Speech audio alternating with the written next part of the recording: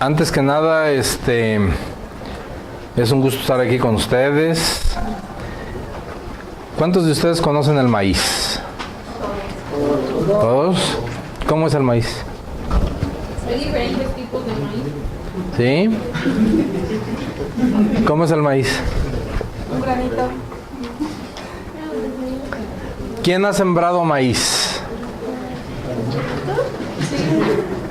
¿Sí? Bueno, casi todos nos lo hemos comido, ¿verdad? Tortillas y todo eso, tamales. Pero bueno, la idea es de que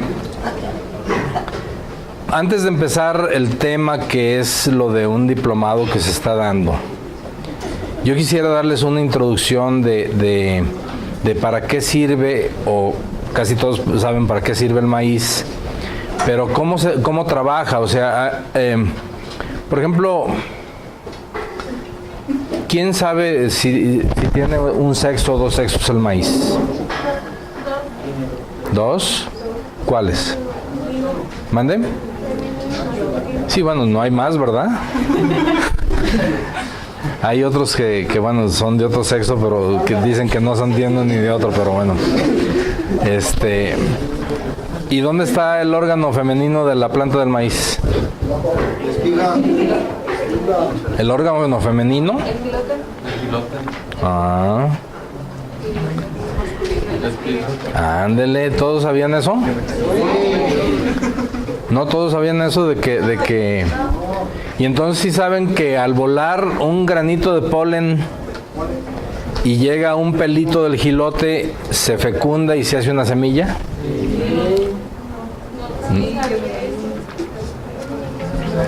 Bueno, entonces, y entonces, ¿qué pasa con el maíz? ¿Cómo creen que es?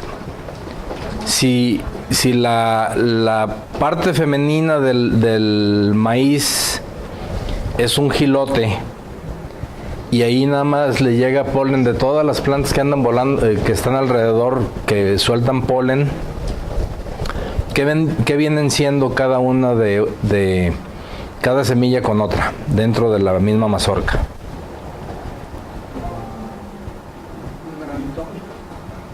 No, pero ¿qué vienen siendo? Si tienen la misma mamá y diferentes papás. Medios hermanos. O sea que es un relajo, ¿verdad?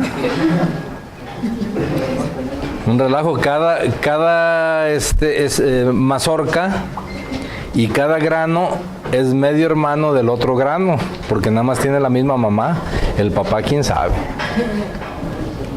El papá pudo haber sido chaparrito, pudo haber sido alto, pudo haber sido de color negro, de color amarillo. Por eso de repente en las mazorcas, ¿quiénes conocen las mazorcas? Pues se supone que todos. De repente hay una que otra semilla que es de otro color, ¿verdad? Bueno, en el caso del maíz, lo que nosotros cuidamos, los que trabajamos en el mejoramiento genético de maíz, es precisamente buscar cómo controlar quiénes son los papás y quiénes son las mamás de los granos para formar variedades. ¿Sí? Entonces, cuando ustedes oyen hablar de un híbrido, se supone que estamos hablando de que hay un progenitor masculino, que es el que aportó el polen, y de que hay un progenitor femenino, que es el que recibió el polen en esa mazorca, o en ese jilote originalmente, ¿no? Entonces, de esa forma, pues ya se hacen las variedades mejoradas que ustedes oyen hablar, que la asgrofulana y que esto y el otro, ¿no? Son variedades que normalmente se manejan o se producen de esa forma, ¿no? Entonces, para entrar un poquito en emoción, vamos a hablar un poquito de sexo. Digo, para que se emocionen, o no les emociona. También les apasiona, bueno. ¿Cómo es que entonces les explicaba que estábamos pensando en que utilizamos ese sexo de las plantas para poder llegar a un mejoramiento genético y poder generar variedades mejoradas, ¿no?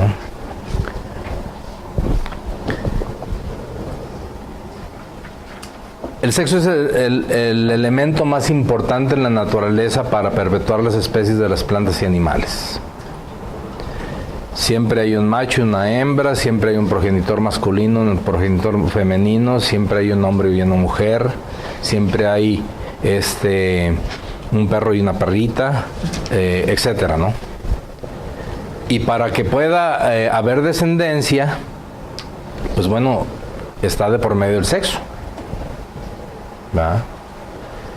Ahí una cosa muy importante es de ¿por qué creen que ustedes se parecen a su papá o a su mamá? O a los dos. Por cuestiones genéticas, exactamente. Entonces, hay uno que otro que el papá y la mamá son prietitos y el muchacho salió güerito. Ah, caray. Ahí a lo mejor un polen que andaba volando, ¿verdad? Bueno, el caso es de que ese es el punto de que existe el sexo para perpetuar todas las especies en el mundo, ¿no? Y se necesita de una fecundación donde participan un progenitor masculino y un progenitor femenino, ¿verdad? En algunas plantas los órganos masculinos y femeninos están juntos. Por ejemplo, en esta planta, en esa flor, el órgano masculino, que es aquel, está a un ladito del órgano femenino. Entonces, de repente se necesita la participación de un insecto de que recolecte polen y luego va con las patas y se para en el órgano femenino y se fecunda, o el viento, o con la ayuda de cualquier cosa, ¿no? Para que se llegue a dar la fecundación. Buenas tardes. Muchas gracias. ¿Ustedes gustan?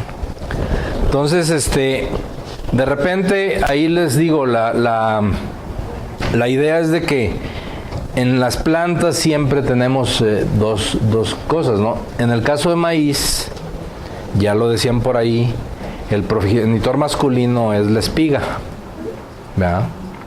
Esa es la que aporta polen para que ese polen llegue y al jilote y se fecunde y se produzca el grano, ¿no? ¿Ahora no quiere? Ahí está, ya está, me pasé. Bueno, ahí está el progenitor femenino, ¿no? Entonces ahí llegan, a cada uno de los pelitos le llega un granito de polen, entra y se forma un grano. Por eso la mazorca tiene muchos granos, porque son muchos pelos, ¿verdad? Y en cada pelo entra un granito de polen que hace el tubo pulínico y todo eso, y ya llega y fecunda y se forma el grano, ¿verdad? Y bueno, nosotros ese es un veracruzano feo, pero no le hagan caso.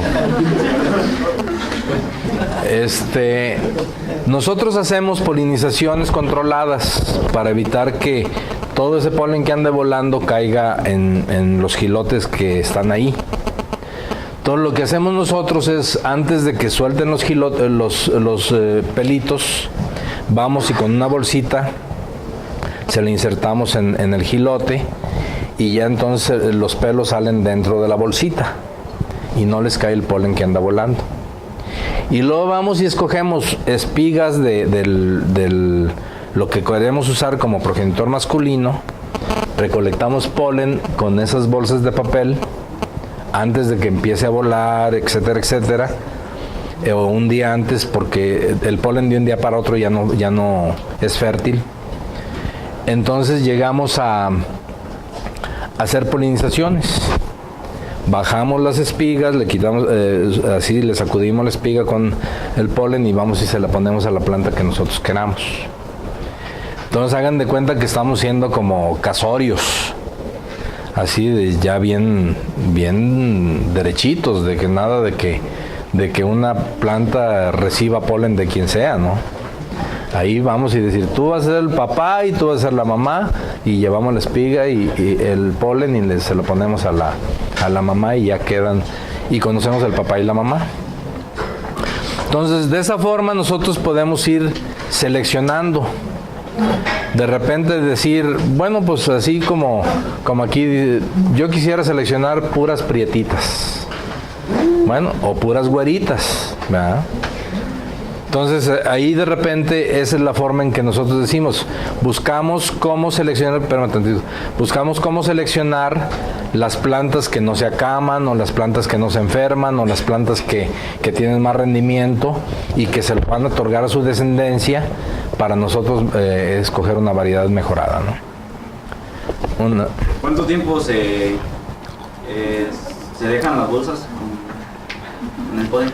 Bueno, la bolsa le vacías el polen y ya se la dejas hasta la cosecha. Está bien. Para saber por qué la cruzaste. Normalmente nosotros le ponemos aquí por qué planta vino o qué tipo de polinización se hizo. Por ejemplo, aquí PAP quiere decir planta, de que se agarró una planta y se llevó a la otra, y de la espiga de la otra se llevó a la otra, y la espiga de la otra se llevó a la otra. Es una forma de cómo mantener para que no se revuelva el material. Cuando nosotros ya tenemos un material seleccionado y escogido, ya tenemos, la idea es mantenerlo siempre puro, ¿verdad?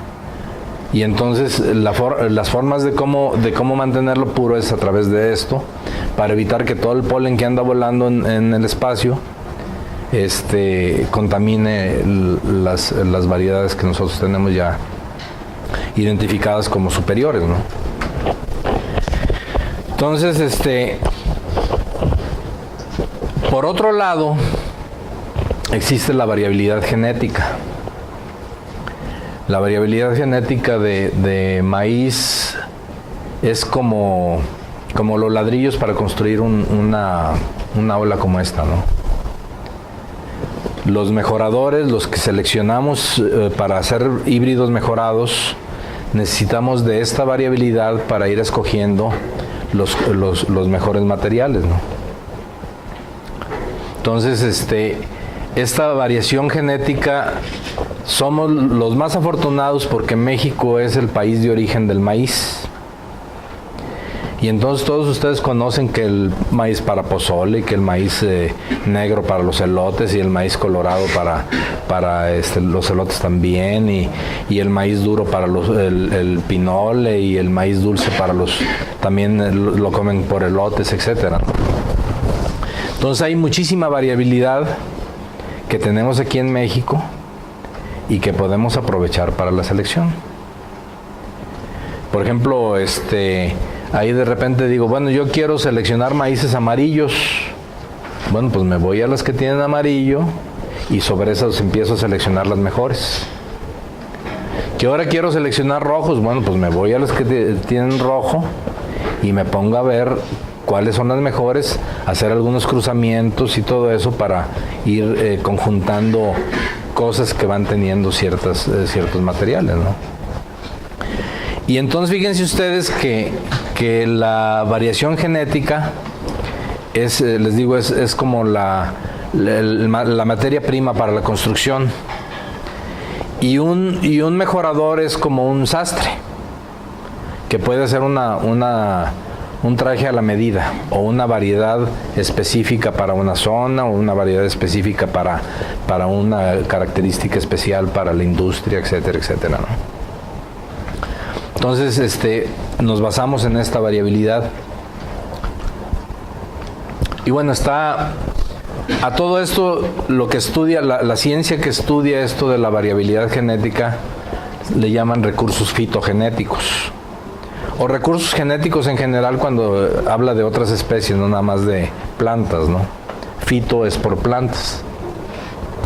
Pero en todas las variedades, en todas las especies de plantas, tenemos que buscar la segregación o cómo está la variación para esto y el otro, ¿no? A ver, maestro, tú que estás dormido, ¿verdad? ¿No te despiertas? ¿Tú qué opinas de esto de la variación?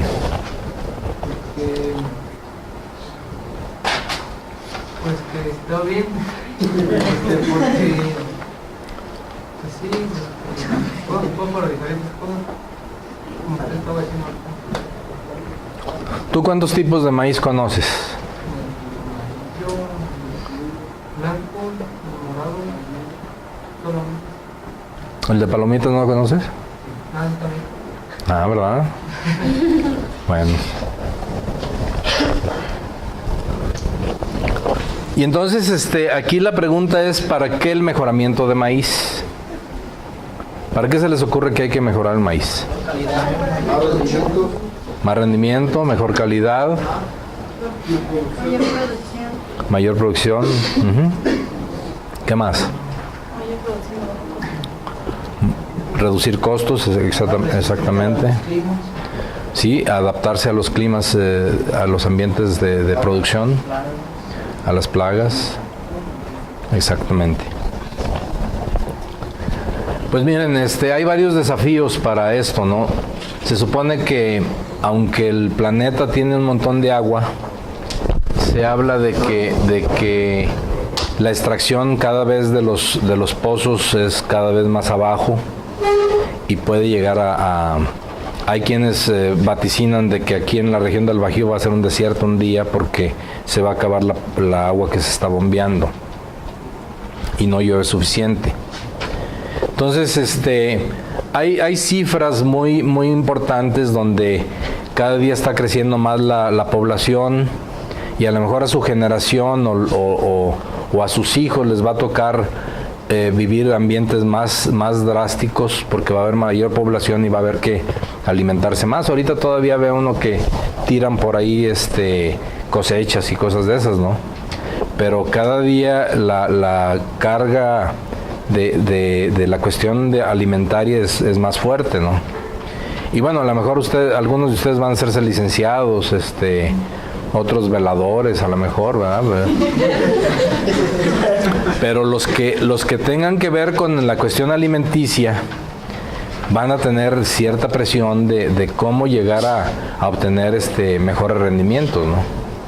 Y buscar cómo abastecer de comida a la población del mundo, ¿no?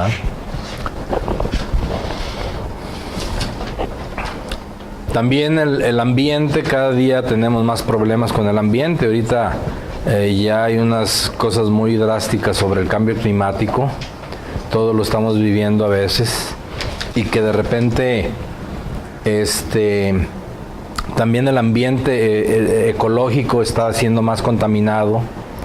Y tenemos que cuidar cosas de ese tipo dentro de esos desafíos que están hacia el futuro, ¿no? El deterioro y la disminución de la superficie cultivable. Si ustedes ven, cada día todas las ciudades están creciendo y sobre la mancha urbana va creciendo sobre lugares donde eran productivos y donde se producían alimentos, ¿no? Ya uno ve ¿cómo se llama? Fraccionamientos de Infonavit por donde quiera, ¿no? Donde antes se producía maíz o donde antes se producía hortalizas. Entonces cada día se está reduciendo más la superficie cultivable, ¿no? Además de los problemas de erosión y de los problemas de sobreexplotación de terrenos donde se siembra un año con otro o un ciclo con otro a veces, ¿no? Y para todo eso necesitamos soluciones.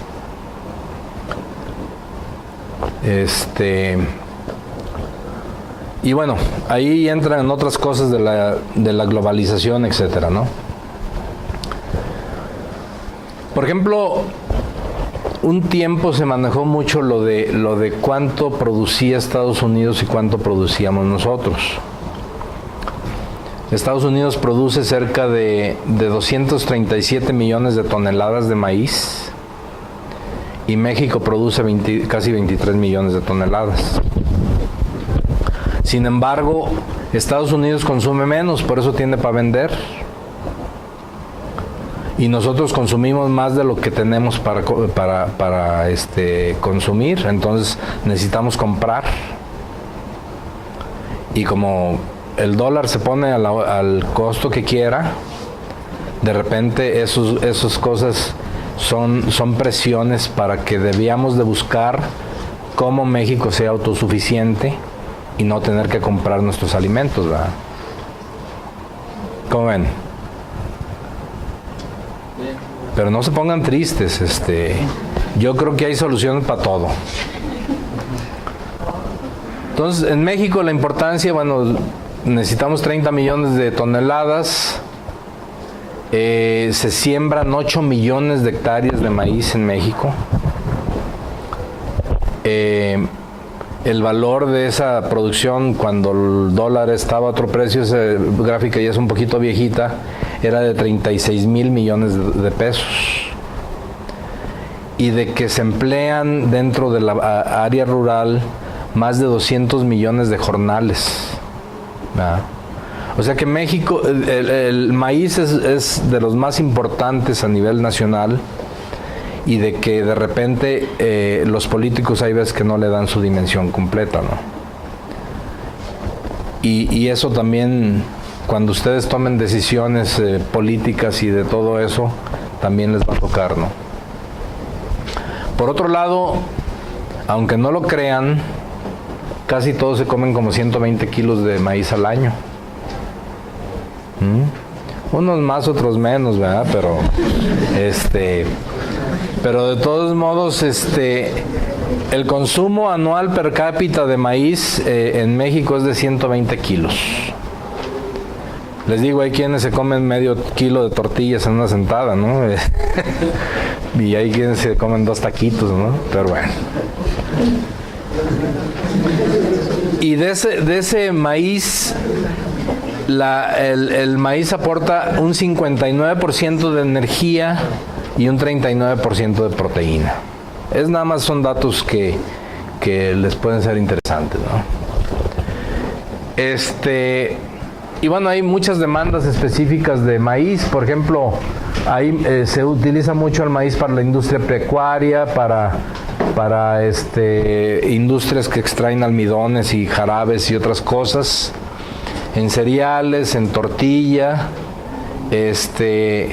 en harina nixtamalizada como maseca o minza, etcétera, ¿no? Ahí hay cifras de cómo los 30 millones de toneladas que les decía se reparten en todo eso, ¿no?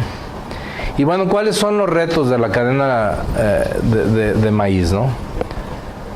Ya les decía, los problemas de mercado, que ya estamos en una agricultura competitiva a nivel internacional, y de que debemos de buscar cómo competir de mejor manera a nivel internacional, ¿no? A través de riesgos de cambio, dependencia sujeta a la disponibilidad, y luego entonces hay que buscar cómo reducir costos en la producción, cómo incrementar la producción, y el otro concepto es maíces especializados. Por ejemplo, un maíz de palomitas vale 15 pesos el kilo.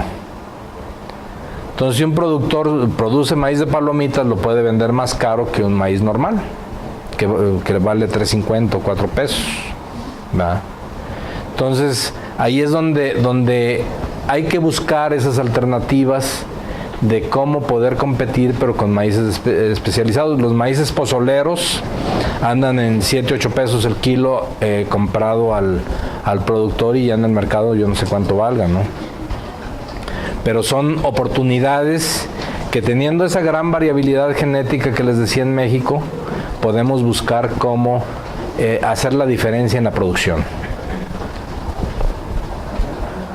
Bueno, ahí está parte de la gran variabilidad genética. Hay retos también alimentarios, 31 millones de mexicanos con problemas de nutrición. A lo mejor aquí ninguno es el caso, no sé, pero menos yo, ¿verdad? Y bueno, ahí es buscar también maíces que puedan tener mejor características alimentarias, como el caso de los de alta calidad de proteína, buscar cómo los maíces criollos que manejan los productores pueden tener mejor producción y a veces tienen mayor calidad. De los 31 millones de habitantes que les decía con problemas de desnutrición, más o menos el 18 millones tienen problemas de desnutrición severa. Nada más es cosa de ir, por ejemplo, hacia el norte de Guanajuato, donde casi no llueve y donde son superficies de temporal y donde hay una población muy amolada, ¿no? Casi toda emigra, casi todo se va a Estados Unidos a trabajar, etcétera, etcétera, pero se quedan ahí de todos modos familias que están en un problema de desnutrición y de pobreza muy fuerte, ¿no? Y que también a ustedes les toca. Otros riesgos, ya les decía, con esto del cambio climático, cada vez la distribución de lluvia es más errática, a veces es escasa, y los mantos acuíferos se van abatiendo, y los costos de bombeo se van incrementando. Entonces necesitamos buscar alternativas que puedan servir para abaratar costos o para producir con menos agua. Sin agua no se puede, pero con menos agua.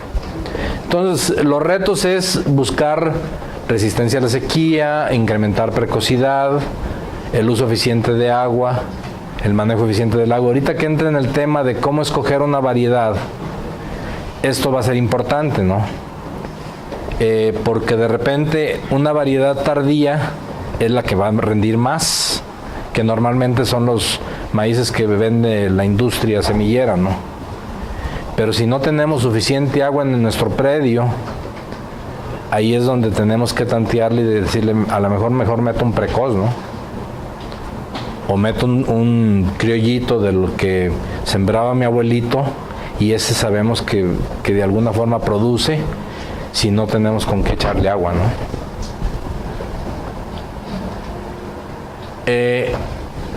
Hay variabilidad genética también para esto.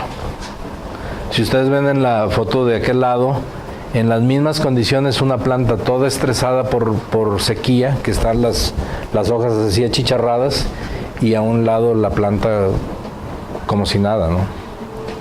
Entonces también a través del mejoramiento genético nosotros podemos ir seleccionando los maíces que tengan esas características y que nos permitan obtener mejores rendimientos, ¿no? Otro problema es los factores bióticos. Hay que buscar cómo reducir riesgos, cómo tener resistencia y control biológico. Parece que les iban a dar una plática de control biológico ahí al otro lado. Buscar resistencia a la CAME, buscar resistencias a insectos y a otras cosas para evitar el exceso de uso de agroquímicos, etcétera, ¿no? Las enfermedades también es otro problema que a veces abate los rendimientos y los reduce mucho. Y bueno, también los problemas de fertilidad de los suelos. Hay suelos que cada día se están empobreciendo más porque queman, porque los sobreexplotan, porque no los fertilizan suficiente, porque la materia orgánica se va deshaciendo y no les van reponiendo esa materia orgánica al suelo, etcétera, ¿no? Entonces, ahí hay muchos retos para buscar maíces más eficientes. Por ejemplo, al ponerle menos nitrógeno, buscar algunos maíces que tengan resistencia a los suelos ácidos o con aluminio. Por ejemplo, en Michoacán hay una parte en la meseta purépecha donde hay presencia de aluminio y suelos ácidos, y entonces retienen el fósforo. Y el fósforo entonces hace que el rendimiento se baje, ¿no?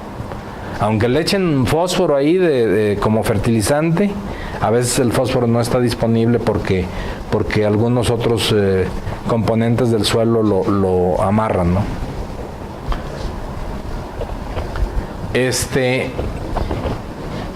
Y entonces les decía, en la medida que se puedan manipular posibles respuestas de caracteres específicos de plantas que sean seleccionables, de esa forma podemos ir a hacer una variedad o confeccionar, como se dice, algunos materiales que puedan ser específicos para ambientes específicos como su clima, suelos. Por ejemplo, aquí para Xonotli podríamos desarrollar una variedad para Xonotli con cierto manejo agronómico, como la cero labranza, otras cosas que por ahí a lo mejor ya han oído algunos de ustedes, ¿no? Y bueno, entonces para seleccionar y para formar esos híbridos tenemos los criterios de selección, donde tratamos de buscar nuevos híbridos que tengan resistencias y eficiencias. ¿Y a qué me refiero con resistencias y eficiencias? Por ejemplo, ya les hablaba de las enfermedades, de la came. ¿Quién conoce la came? ¿Quién ha visto plantas acamadas de maíz?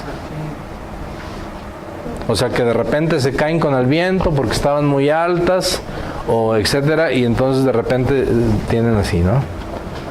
A ver, compañero, ¿tú has visto plantas acamadas? ¿No? ¿No las has visto? ¿Cómo son? ¿Tú sí conoces el maíz? ¿Y has visto plantas que están caídas? ¿O no sabes quién siembra maíz? ¿No has ido a una siembra de maíz? ¿Casi no? ¿Tú de dónde eres? ¿De los Hernández? ¿Y ahí no siembran maíz? Sí, pero Muy lejos. ¿Nunca te vas a cortar elotes por ahí? No. ¿No te gustan los elotes? Bueno, ya les hablaba de resistencia a sequía, de resistencia a insectos. Y en el caso de las eficiencias, bueno, hay que buscar maíces que sean eficientes al uso del agua. Aquellos con menos agua, ¿no? En trigo ya se han hecho trabajos, en maíz también, donde si le pones 3 riegos, este maíz te puede rendir más que si le... O sea, al revés. O sea, de repente un maíz puede necesitar 4 riegos y un maíz con 3 riegos sale la producción, ¿no?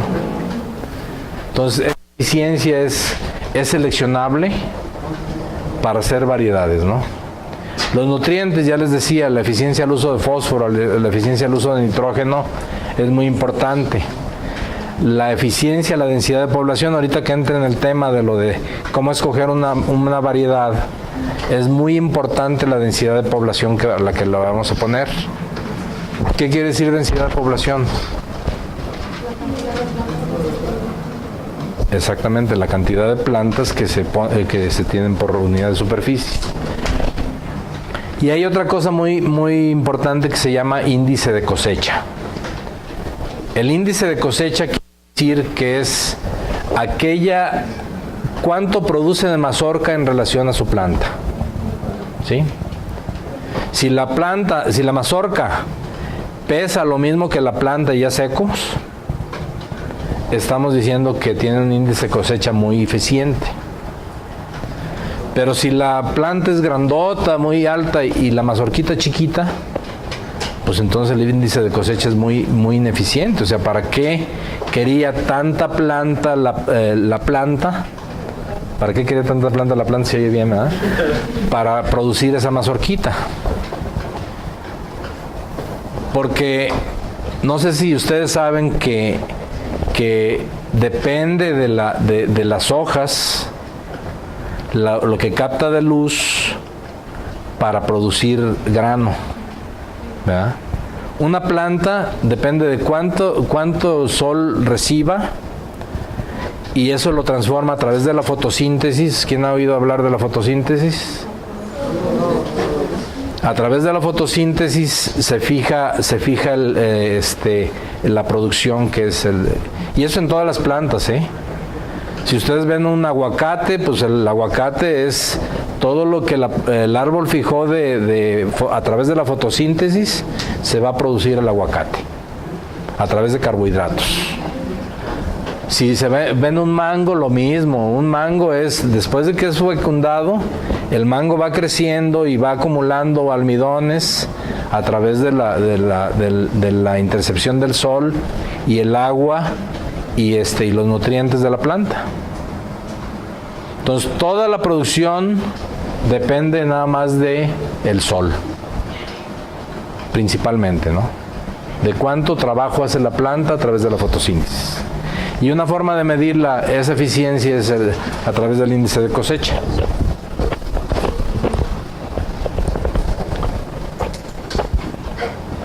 Bueno, ya les podría hablar otras cosas, por ejemplo, una planta de maíz con hojas erectas arriba de la mazorca hace que penetre mejor la luz y entonces ustedes pueden sembrar más juntas las plantas porque entra más la luz y entonces pueden tener más plantas por hectárea y por lo tanto más mazorcas, ¿no?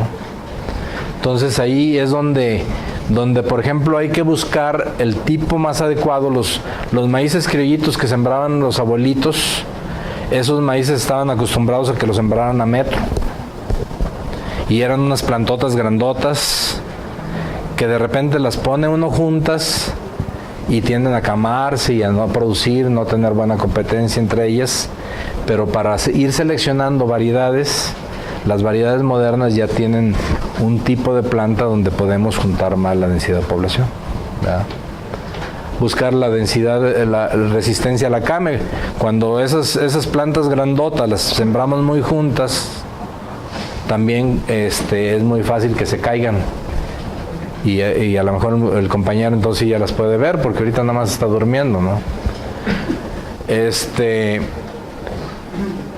Y luego, bueno, las plantas jorras son aquellas que nada más produce la pura planta, pero no llega a producir mazorca.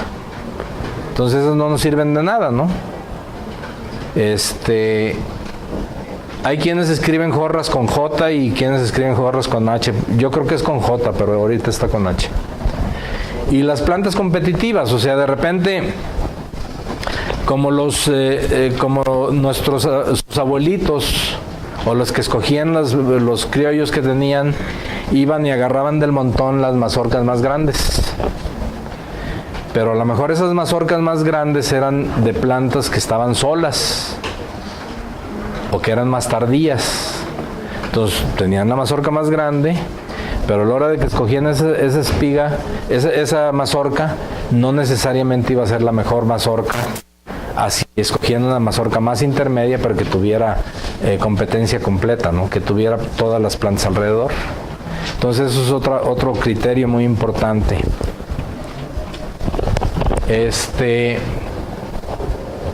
Y bueno, está definir los tipos de maíces más apropiados para regiones específicas. Ya hablábamos, si tenemos riego de una presa y nada más nos van a dar 2 riegos en el año, pues sería un error poner un material tardío, ¿verdad? Porque a lo mejor no alcanza a llegar a salir. Depende de cómo llueva. Si el año llueve muy bien, salud. Si en el año llueve muy bien, entonces de repente pues ya lo hicimos. Pero si no nos queremos arriesgar de que a lo mejor no llueva suficiente, ahí es donde de repente tenemos el problema de que los maíces que estamos seleccionando para esa localidad no son los adecuados. Y luego, bueno, se pueden hacer otros criterios, identificar caracteres que influyen de manera importante en el rendimiento, etcétera, ¿no? Un poquito de densidad de población es de que mientras más juntemos más plantas, vamos a tener más producción. Pero tienen que aguantar las plantas, porque si las ponemos de tiro muy juntas, pues a lo mejor no van a producir ni mazorca, ¿no? Entonces ahí es el punto donde hay que aprovechar. ¿Y eso qué? ¿Nada más se ponen a rezar si aparece eso? Sí, les decía, de repente a través del trabajo biológico, cuando el agua está en el suelo y todo se va a través de de cómo irse evaporando, todo se va a través de un trabajo biológico y produce biomasa o produce algo que es importante.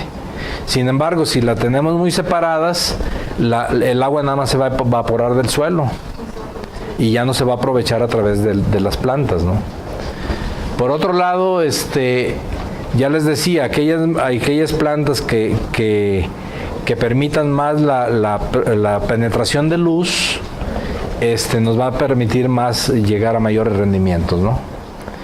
Y también aprovechar el espacio. Como sembraban los abuelitos era metro y el surco a metro, pero ellos aprovechaban entonces porque sembraban frijol y sembraban calabaza y sembraban otras cosas dentro de la milpa, ¿no? Entonces ahí tenían tomatitos y tenían calabazas y tenían de todo eso, ¿no? Actualmente ya con las siembras extensivas, pues ya nada más le ponen maíz y le echan herbicida y ni frijol, ni calabazas, ni ¿cómo se llama? Pepinos y otras cosas que sembraban antes en la milpa, ¿no? Entonces ahí es donde, pues entonces hay que aprovechar el espacio para sacar suficiente maíz, ¿no?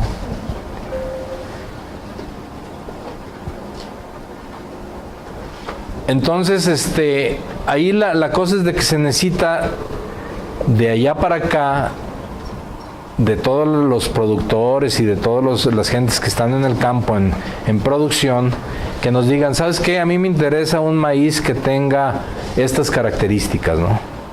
Y de esa forma uno ponerse a trabajar en desarrollarlo, ¿no? Entonces, ya les decía algunos ejemplos ahí de luz, agua, densidad de población, etcétera, ¿no? Y bueno, esta era la plática introductoria. No sé si quieran salir a respirar tantito y luego ya les presento la otra plática o nos la echamos de una vez. ¿Qué dicen? A ver, pero antes de que nos vayan ahí, por ahí preguntas, dime. ¿Tú estabas levantando la mano?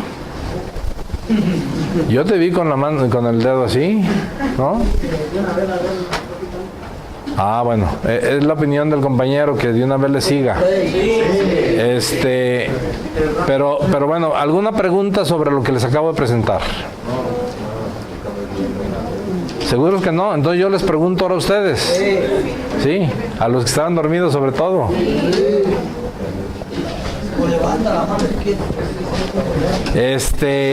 ¿Les quedó claro entonces más o menos por dónde va la cosa del maíz?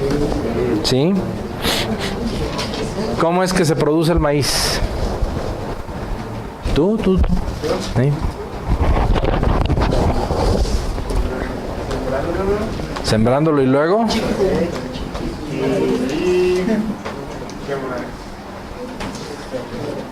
dándole cuidado, pintándolo. Ajá. ¿Y luego? ¿Y luego qué tiene que suceder ahí para que se forme la mazorca? ¿Qué tiene que suceder? Pues en los pelos del elote es el aparato reproductor femenino, ¿no? Ajá. Sí, no tengo idea. Y en el gilote es el macho. El gilote no es el macho. Bueno, algo así. La espiga. Ok. ¿Y luego? Se fecundan. Y por cada pelo que se fecunda es un grano. Ajá. Y ya. ¿Y ya? O sea, si se fecunda y ya no hace fotosíntesis o no recibe luz y todo eso, ¿se forma o no se forma? De hecho, los componentes de rendimiento del maíz son el tamaño y el número de granos. Mientras más número de granos tengan y de mayor tamaño, más rendimiento van a tener por hectárea, ¿no? Entonces, ese es el componente. ¿Cuántos granos y de qué tamaño se dieron? ¿Y qué se necesita para que se den los granos grandes y de buen tamaño y muchos? La selección. ¿Tienes Ajá. Sí, pero ¿a través de qué proceso se va haciendo el grano? ¿La polinización? No, de la fotosíntesis, maestro, de la recepción de luz todos los días para que llegue a formarse una buena mazorca, etcétera, ¿no? Bueno, ¿alguna otra pregunta? que les haga yo, que me hagan ustedes. ¿No? Entonces, ¿seguimos? Sale pues.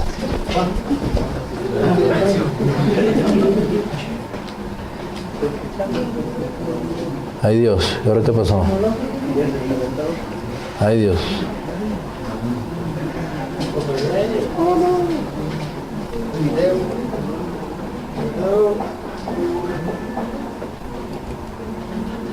Traigo otra presentación de pilón por si quieren, ¿eh? ¿Qué pasó? Pues... Nomás 43 diapositivas. No lo sé.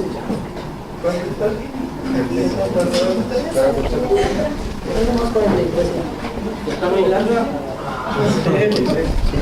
¿Quién me anda espiando?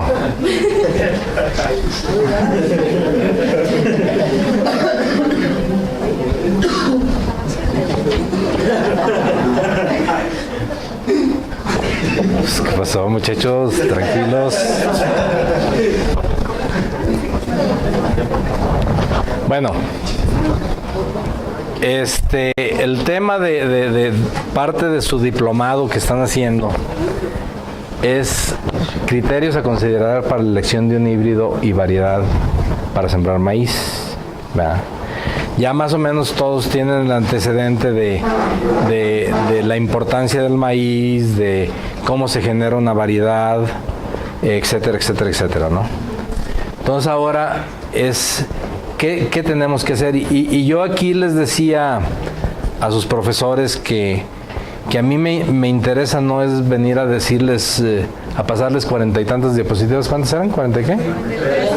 43, o sea, a mí lo que me interesa que se les quede en la cabeza es que tengan un criterio para que ustedes piensen, ¿se puede? Bueno, para que ustedes piensen qué les conviene más, para que ustedes les digan a sus papás o a quien tenga terreno que vayan, si están si él casi no va, pues bueno, a lo mejor pues, que le diga al paletero si quiere decirle, si no, pues no, ¿verdad?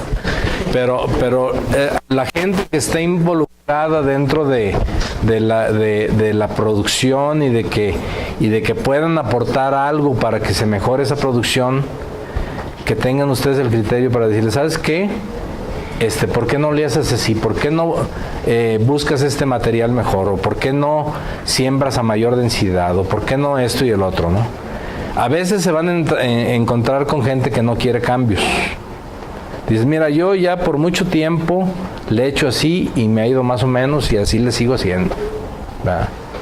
Sin embargo, yo creo que en ustedes, en su generación, está el hacer cambios para poder buscar esas eficiencias y poder buscar esas otras cosas, ¿no? Es buscar cómo de veras atender esos retos de llegar a tener mayores rendimientos y que todos puedan tener alimentos, ¿no? Bueno, entonces aquí la idea de escoger un mejor híbrido, una mejor variedad, es poder aspirar a tener mayor productividad por unidad de superficie. Y entonces una de las decisiones más importantes para un productor es escoger el híbrido o la variedad de sembrar, ¿verdad?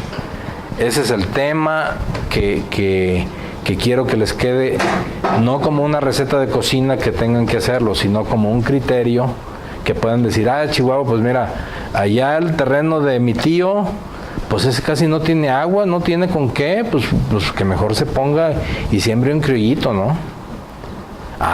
Pero mi tío Sutano, ese tiene un pozo ahí al pie del terreno, ¿no? No, pues ese sí que le meta el mejor híbrido para que le dé la mayor producción, ¿no? Y que le meta rendimiento, fertilización y que le meta densidades, etcétera, etcétera, ¿no? Y ahí es donde tienen que tener un criterio, no decir al tío Chon, vamos a decirle, el tío Chon, que tiene su terreno allá en donde no le llega el agua, pues no le vas a decir, vete a comprar un bulto de ocelote, ¿no? O una variedad que esté de moda, ¿no? Porque de repente lo que va a hacer él es ir y tirar su dinero ahí y a lo mejor no producir nada, ¿no? Entonces ese es el punto. En el mejoramiento genético se han hecho dos tipos de híbridos normalmente. Y ahí es donde, para empezar, entran los criterios. Los híbridos convencionales son los que normalmente venden en las casas donde venden agroquímicos y semillas. Y esos son que el híbrido ocelote, que el lince, que el pioneer, quién sabe qué, etcétera, ¿no? Y luego están los híbridos no convencionales, donde podemos utilizar el poder de la heterosis o del vigor híbrido. ¿Quién sabe qué es el vigor híbrido? ¿Nadie? O sea, el vigor híbrido es aquel fenómeno que se realiza en muchos seres vivos, donde se maneja mayor producción. Por ejemplo, ¿quiénes conocen los machos? ¿Qué es un macho? ¿Burros o...? Sí. O sea, ¿qué es un macho? ¿Es la cruza de qué con qué? O una mula, para decir también, ¿verdad? ¿Y qué tienen esos en particular?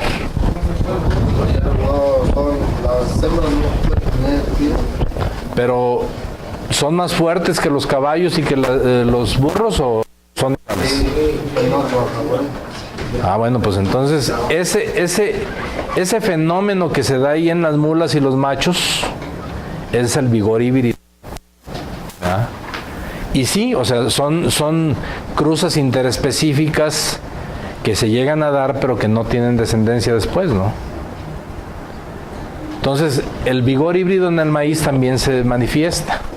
Y en todos los seres vivos. Por ejemplo, si una muchacha de estas se casa con un alemán por allá, pues a lo mejor los muchachotes, los hijos que tengan van a ser puro acá, porque se manifestó ese vigor híbrido entre diversidad genética, ¿no?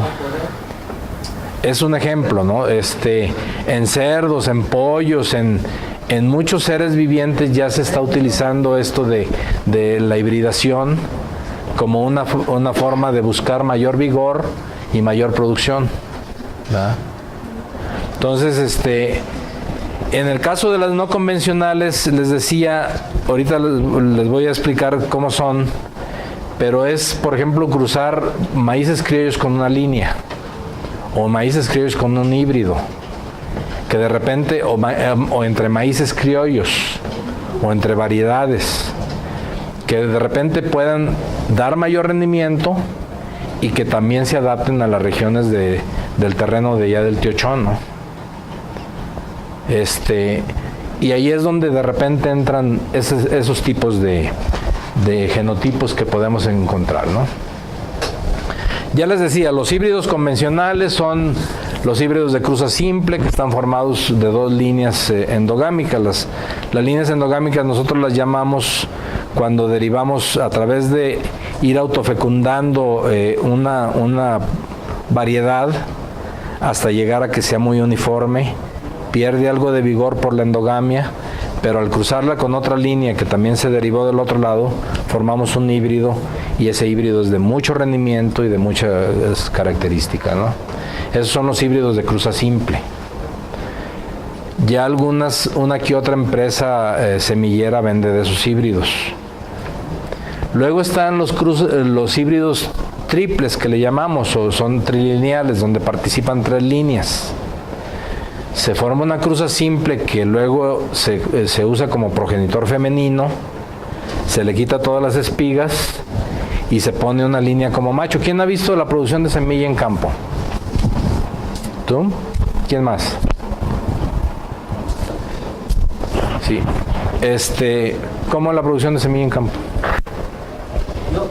No, pues el que levantó la mano, el de atrás. Sientan varios surcos de hembras y varios de machos. Ajá. Sean 4 y 2, ¿no? Sí, puede variar la relación. De hecho, aquí en el parque van a ver eso, ¿no? Cuando los lleven ahí al campo. Pero se tiene manejado las hembras que se les quita la espiga para que no suelten polen y se tiene un macho donde se produce, ¿no? Entonces, cuando la hembra o cuando el progenitor femenino es una cruza simple, va a ser un híbrido de mucha producción y el macho que va a polinizar eso es una línea normalmente, ¿no? O bien vienen siendo los híbridos de cruza doble, que es cuando cruzamos dos cruzas simples. Ponemos como hembra una cruza simple y como macho otra cruza simple. La hembra le quitamos la espiga. Cuando lo hacemos a mano no necesitamos quitarle la espiga, nada más recogemos el polen con una bolsita y se le llevamos al jilote de la otra planta, ¿no? Así hacemos la cruza, ¿no? Entonces, esos son los tipos que encuentran en el mercado, los tipos de híbridos. Les decía, en el terreno donde tenemos el pozo a un lado, bueno, el pozo de riego, ahí se puede poner materiales de cruza simple si ustedes quieren, que son los que mayor producción les dan.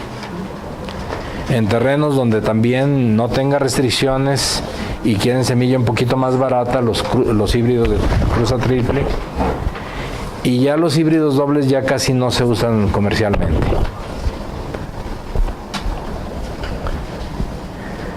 Los híbridos de cruza simple son más utilizados en países como en Estados Unidos, ¿no? Debido a que tienen mucho rendimiento y mucha uniformidad. Sin embargo, la semilla es más cara porque viene de las líneas. Las líneas normalmente producen menos que una cruza simple. Una mazorquita así contra una mazorca más grande de una cruza simple, ¿no? Entonces, normalmente es más cara la semilla y es más difícil de producir. Entonces, los híbridos trilineales son los que más encontramos en el mercado, ¿no? En las casas comerciales donde venden agroquímicos y semillas, son los que casi siempre hay, ¿no? Y esos, les decía, se forman con la hembra es una cruza simple y el macho una línea. Esas cruzas simples son, digamos, tenemos una línea A y una línea B y es la cruza de A por B. La cruza trilineal o triple, hagan de cuenta que es la cruza simple y luego usamos una línea como macho. A por B por C. Luego podemos tener una cruza doble donde es A por B por C por D, ¿verdad? Es más o menos como les explicaba. Hay unas cruzas simples modificadas que ya algunas empresas semilleras las usan, donde usan dos líneas emparentadas, una A y una A', para tener más rendimiento en la hembra y luego ya la cruzan por otra línea, ¿no? Y la doble modificada es A por A' y B por B', y entonces ya más o menos hacen eso, ¿no? Son estrategias de producción de semilla de las empresas para poder producir muchos bultos de semilla, ¿no? Normalmente es importante que ustedes averigüen a la hora de escoger un híbrido de qué tipo de híbrido están queriendo utilizar, ¿verdad? Esto, les digo nuevamente, es para que se formen un criterio de qué tipo de maíz tienen que utilizar, ¿no? Los híbridos no convencionales, ya les decía, bueno, agarran un criollo y otro criollo y es una cruza intervarietal. Desespigan una y la otra la dejan ahí. Muchos productores temporaleros hacen eso. O bien, cuando estamos en procesos de mejoramiento, estamos manejando entre familias cruzas, o de repente un criollo le metemos una línea y eso es a lo que se le llaman mestizos, ¿no? Y mestizos dobles, bueno, ya son otro tipo de donde se cruzan líneas y otras cosas, ¿no? Ahí viene la descripción de cómo es esto, pero ya les decía, los híbridos varietales están basados en la cruza de dos variedades, o sintéticos, o poblaciones, o criollos. Los híbridos entre familias consisten en familias de un lado con familias de otro y hacer una cruza, ¿no? Normalmente esas no pierden tanto su vigor en las generaciones avanzadas y son materiales más adecuados para el terreno del tío Chong, que está allá en donde no tiene mucha agua y donde esto, ¿no? Los híbridos de cruza de prueba, ya les decía, es un sintético por una línea o población o criollo, etcétera. Y estos otros son la combinación de una variedad de sintético o etcétera, ¿no?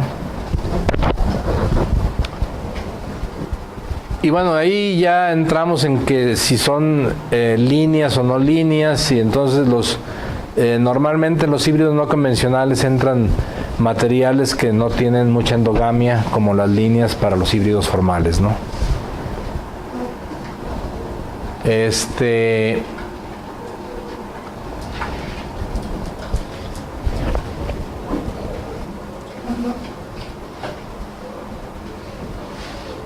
Les decía, ahí depende del terreno, de que tomemos la decisión si queremos híbridos no convencionales.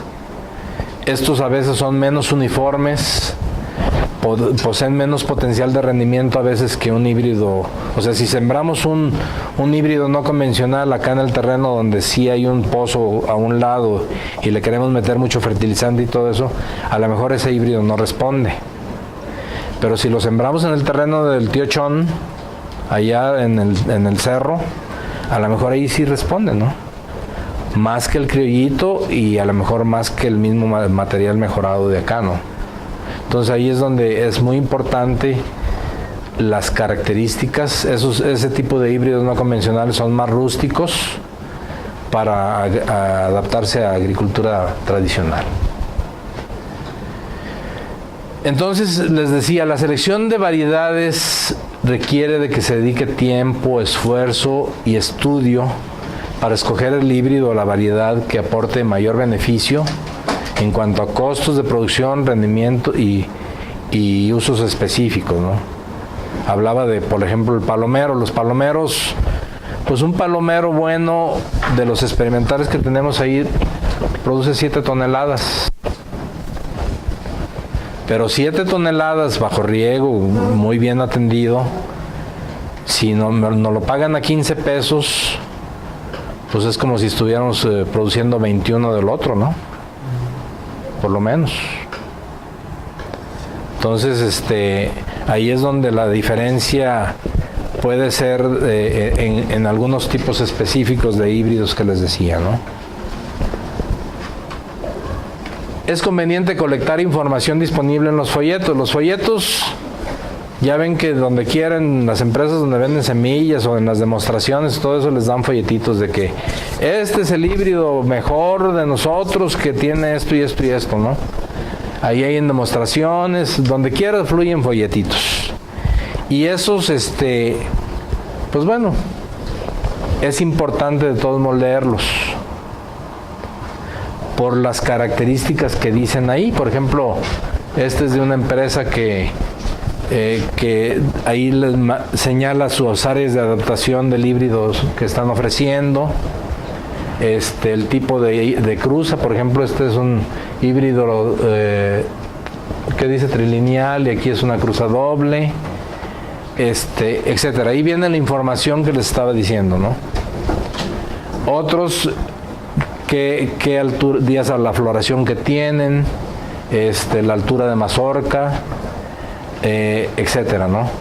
Por ejemplo, este tigre, pues aquí viene que la altura en planta, altura de mazorca, plantas por hectárea recomendadas, fecha de siembra, etcétera, etcétera, y las características que tiene, ¿no?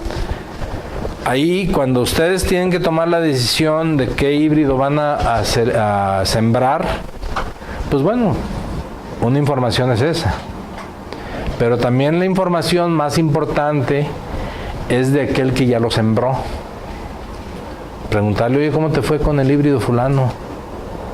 No, de la fregada, pues ese híbrido se me acamó todo, se me cayó, o te puedo decir al revés, no, estuvo muy bueno, ¿verdad?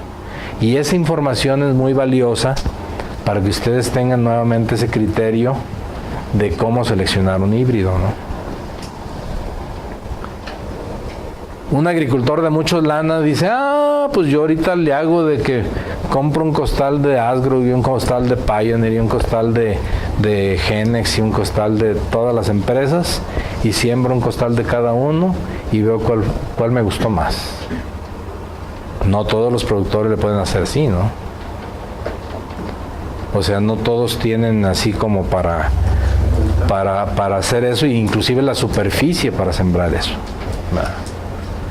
Entonces, sin embargo, si hay alguien que lo haga, pues ustedes pueden poner mucha atención, ¿verdad?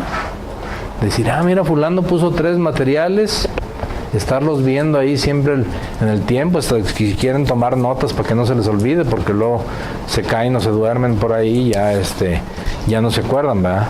Pero tomar notas, este es el híbrido que sembró fulano, este es el otro, floreó este primero, el otro no, ese se le cayeron las plantas, este tuvo menos mazorcas y este tuvo más grandes, o se enfermó de algo, o le pegó más el cogollero, etcétera, ¿no?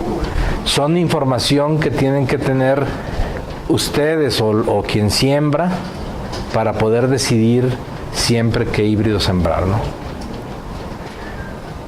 Y siempre decir, bueno, antes de que te avientes a sembrar una superficie muy grande, pues primero hay que probarle en pequeño, ¿no? Y no hacer el cambio a un maíz porque me lo dieron más barato, porque me lo dieron fiado, porque me lo dieron así, y de repente lo siembran y les sale sello, ¿no? Hay un dicho muy importante que dice, no hay panadero que venda pan frío. Y también no hay empresa de semillas que venda un híbrido malo. Todas las empresas y todos los vendedores de semillas llegan y este es el mero bueno. No, los demás no sirven. Este es el mero bueno. Este es el que te va a sacar de pobre. Casi siempre, ¿no? Y a veces esos venden un año y ya no vuelven, ¿no? Entonces, aguas. Ahí, si le hace uno caso al vendedor y no tiene uno otros elementos para tomar la decisión de qué híbrido usar, ahí se están arriesgando, ¿no? Entonces es bien importante tener elementos para tomar esas decisiones, ¿no? Y bueno, algunos aspectos nuevamente a considerar en la elección de un híbrido es la madurez. Ya les decía, existe una gama de genotipos que van desde muy precoces hasta los más tardíos.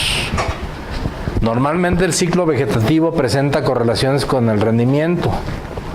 Un híbrido más tardío más rinde porque más tiempo tiene de que está recibiendo fotosíntesis, está recibiendo luz y nutrientes y todo eso, y la mazorca va creciendo más.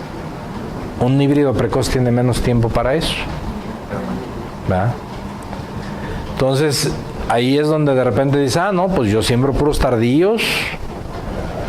Pues sí, pero si siembras puros tardíos y nada más te van a dar un riego en la presa, pues ese tardío, pues quién sabe cómo te vaya, ¿no? Esperamos que llueva bien y entonces te va bien. Pero si no, le tiras a perder, ¿no? O si siembras tarde porque sembró trigo el tío y luego ya va a sembrar uno maíz después, pues bueno, ya te estás arriesgando a meter un maíz tardío porque puede llegar una helada por allá en noviembre y entonces el maíz tardío a lo mejor todavía no está hecho. Y entonces ahí es donde de repente dice, caray, pues entonces ahí mi criterio es decir, tardíos para mayor rendimiento, a lo mejor acá donde el cuate ese que tiene su pozo con todo lo necesario ahí a un lado, pues ese puede sembrar desde marzo un híbrido tardío a sacar la mayor producción posible, ¿no? Pero el tío Chon tiene que esperarse a que llueva. Y si llueve hasta qué sé yo, hasta junio, pues entonces ya un híbrido tardío ya no la va a hacer, ¿no? Entonces es muy importante considerar los recursos disponibles para poder tomar la decisión de qué precocidad de material vamos a utilizar, ¿no? Y entonces ahí es donde puede haber diferencias grandemente en rendimiento, aún en maíces tardíos y todo, ¿no? Yo a veces les platico una experiencia que tuvimos, no siempre sabemos de cómo viene el año, ¿no? Allá en el norte del estado hay una estación experimental del INIFAP y un día llevamos experimentos de maíces precoces, intermedios y tardíos. Y nada más nos dieron el riego para sembrar. Y entonces dijimos, no, pues aquí los precoces van a ser los meros gallos, ¿no? Y ándenle que los precoces, cuando llegó la floración, se plantó una seca que no rindieron. Y después de la floración de los precoces, llegó una lluvia, pero muy buena, y a los tardíos les cayó al puro trancazo en periodo de floración. Y no me van a creer, pero los tardíos ganaron allá, donde llueve poco. Entonces de repente dice uno, ah, caray, pues pues uno no se la sabe de todas, ¿no? Cuando yo anduve haciendo colectas de maíces criollos, me tocó ir por allá en Victoria, un municipio que está para allá, para el norte del estado. Y fui con un productor y le dije, oiga, ¿usted tiene maíz criollo? Sí. ¿Y de cuál tiene? ¿Tiene tardíos o intermedios o precoces? Tengo de los tres. Ah, chihuahua.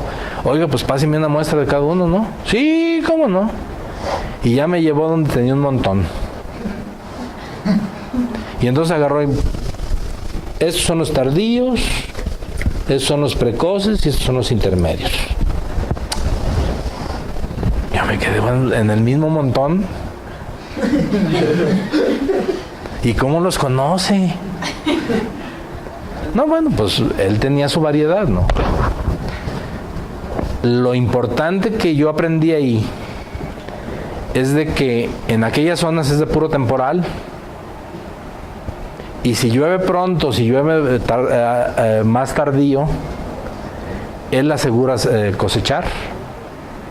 Y tiene revuelta su semilla. Si le llueve bien pronto, los precoces ya amarraron. Si sigue lloviendo, los intermedios más o menos, y los tardíos también. O si se planta la seca y los precoces se los truena, le llega después el agua y los tardíos cosecha, ¿no? Entonces no va a tener rendimientos de 15 toneladas como aquí en la zona de riego, pero va a cosechar, va a comer, ¿verdad? Un híbrido como el ocelote o como esos híbridos de Monsanto, de Asgrow, esos en una semana florean. Les toque agua, ¿no? Ellos no van a decir, oye, ¿cuándo me va a tocar el agua? Pero si vamos a sembrar en el terreno del tío Chon, ahí en el cerro, a lo mejor la estrategia del señor ese que les platico es mejor, porque ahí estamos tirándole a ver cuándo llega el agua, cuándo llueve. Y que mientras más tengamos disperso nuestro periodo de floración, más podemos asegurar algo de rendimiento, ¿verdad? Entonces ahí es donde es bien importante a qué le tiramos, ¿no? ¿Qué recursos tenemos? Los materiales precoces están ganando mucha importancia actualmente. Les decía, porque ya se están abatiendo los mantos acuíferos, y entonces de repente decir, oye, pues un maíz que le meto 5 riegos ya no me conviene. A como sale el bombeo, a como sale la luz, a como sale pagar el agua, tengo que meterle cuando mucho 2 para que sea redituable. Y entonces ahí decir, bueno, ok, 2 o 3, pues a ver cómo llega la lluvia, pero por lo menos aseguro el de germinación y el de floración. Y con eso aseguro algo de rendimiento, ¿verdad? La sequía en floración puede abatir el rendimiento. Si es en periodo vegetativo o si es en periodo ya de llenado de grano, les puede bajar un 30% la producción en cada una de las etapas. Pero en floración es muy importante que el maíz tenga agua, ¿verdad? En el caso de donde nos dan riego por las presas, pues también ahí hay veces que las presas no tienen mucha agua y dicen, van a dar 2 riegos nomás, así de que ustedes saben cómo se rascan, ¿no? O 3. Cuando tenemos rotaciones de cultivo, de que sembramos alguna hortaliza o trigo o lo que sea, pues lo que conviene es meter un material precoz para que quepa y después volver otra vez a seguir la rotación, ¿no? Etcétera. Entonces ahí es donde el criterio no siempre es el maíz más tardío que me va a rendir más, sino aquel que puede ser más adecuado para el sistema de producción que quiero establecer, ¿no? Y eso sí me gustaría que les quede muy claro en esto, ¿no? Entonces la madurez hay veces que también puede variar. En el terreno del Tiochón a lo mejor puede estar a 1900 metros o a 2000 metros y acá estamos a 1600 o 1700. Entonces ahí puede variar. Si metemos el material tardío allá a una mayor altura, el material todavía se puede hacer más tardío. Si tenemos un material tardío identificado en una zona alta y lo traemos a una zona más baja, el material se vuelve más precoz, ¿verdad? Entonces ahí también hay que considerar eso para que no les vayan a llegar un cuate de allá del Estado de México de los 2300 metros que les diga, mira, este material es precoz o este material es tardío, más bien, porque pues aquí a lo mejor va a ser precoz, ¿no? Y el precoz a lo mejor ni rinde, ¿no? Bueno, otro aspecto es la temperatura. ¿Cómo se les ocurre que influye la temperatura en los híbridos?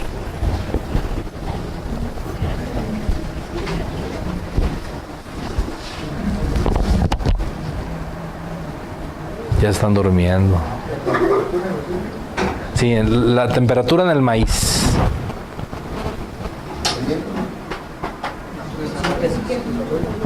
O sea,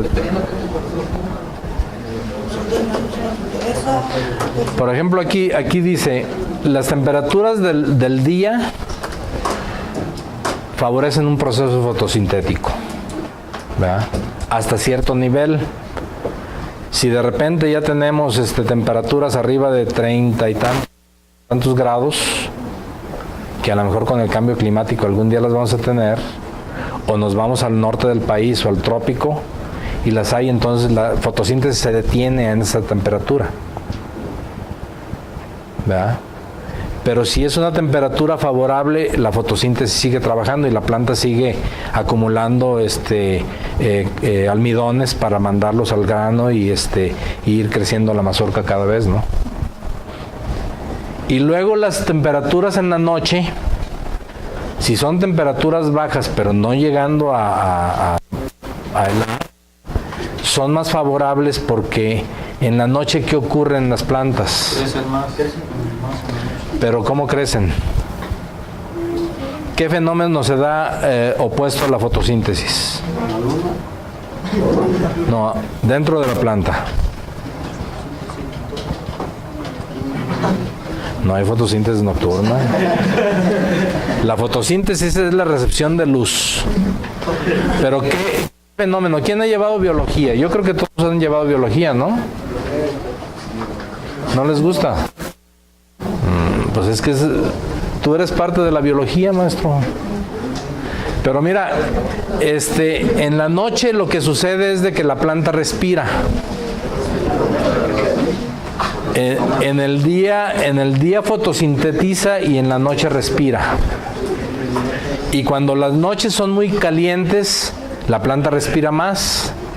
¿Y qué necesita para respirar la planta? No, pero ¿qué necesita? ¿Cuál es su fuente de energía? Dióxido de carbono, ¿no? No, el dióxido de carbono es el que suelta. Pero ¿qué fijó con la fotosíntesis? Dióxido de carbono y luz, y se fija almidón, ¿no?